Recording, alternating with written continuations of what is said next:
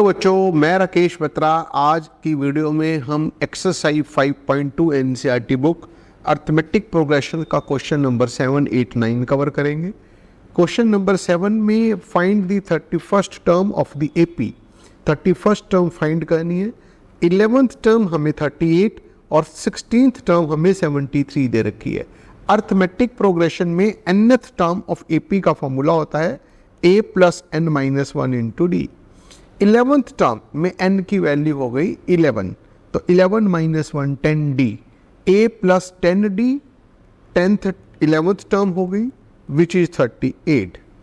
16th term a + 16 - 1 15d = 73 दे रखा है। इन दोनों इक्वेशंस को सॉल्व करके a और d की वैल्यू कैलकुलेट करनी है। तो पहली इक्वेशन में से a हो गया 38 - 10d। ये a की वैल्यू इक्वेशन नंबर 2 में पुट कर देते हैं। तो हम लिखेंगे putting value of a in equation number 2। तो equation number 2 will be, place पर 38 - 10d रख देते हैं। हो गया 38 - 10d + 15d = 73, -10d + 15d 5d। 38 को लाते हैं इधर आकर के माइनस, 73 में से गया 38, हो गया 35, 5d की वैल्यू 35, तो d की वैल्यू हो गई 7। अब d की वैल्यू 7 आ चुकी है हमारे पास और हमको निकालनी है a की वैल्यू। a हमारे को दे रखा है 38 - 10d। a is 38 - 10 into d की जगह 7, तो 38 - 70 - 32 a की वैल्यू हो गई। हमें निकालनी है 31st term of the AP. तो a 31 ओला हो गया a + 30d। a के प्लेस पर हम पुट कर देते हैं -32, d के प्लेस पर पुट कर देते हैं 7, तो -32 + 210।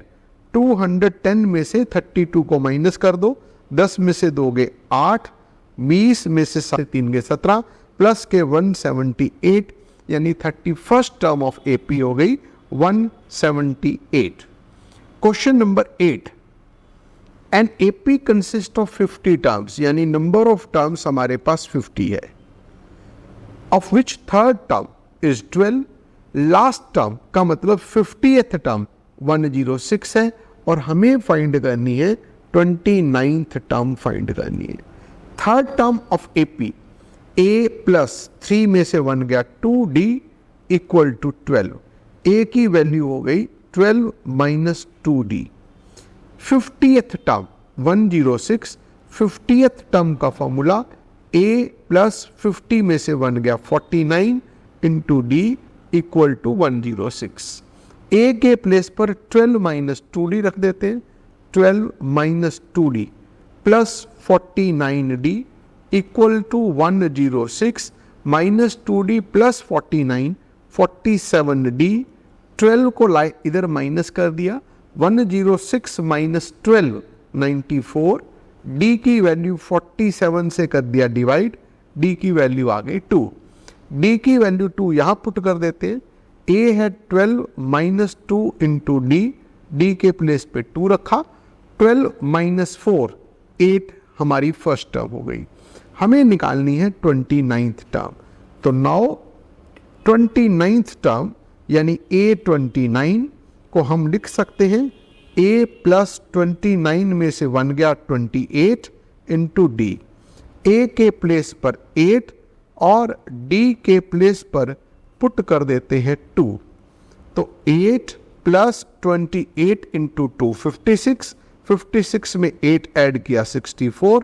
29th term of this AP is 64। Question number कहता है third term and 9th term are 4 and -8 respectively. Third term is 4, 9th term is -8. Which term of the AP is 0? बताना है कि कौन से टर्म 0 है। तो पहले हम सॉल्व करके a और d की वैल्यू निकालते हैं। a थर्ड टर्म 4 मतलब a + 2d = 4। a की वैल्यू हो गई 4 - 2d। Ninth term -8, ninth term का मतलब a प्लस 9 में से बन गया 8, d इक्वल टू -8।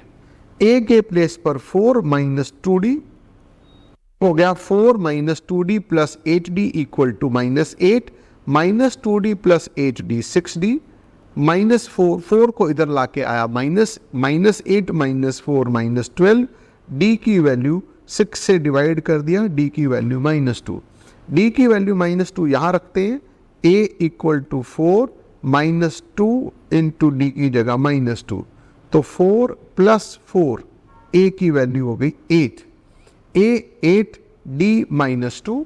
हमें बताना है कौन सी टर्म इसकी 0 है। मैं मान लेता हूं इसकी nth टर्म 0 है। nth टर्म का फॉर्मूला होता है प्लस n-1 इंटू डी, और ये 0 दे रखा है। a के प्लेस पर 8, d के प्लेस पर -2 पुट कर देते हैं, इक्वल टू 0 हो गया।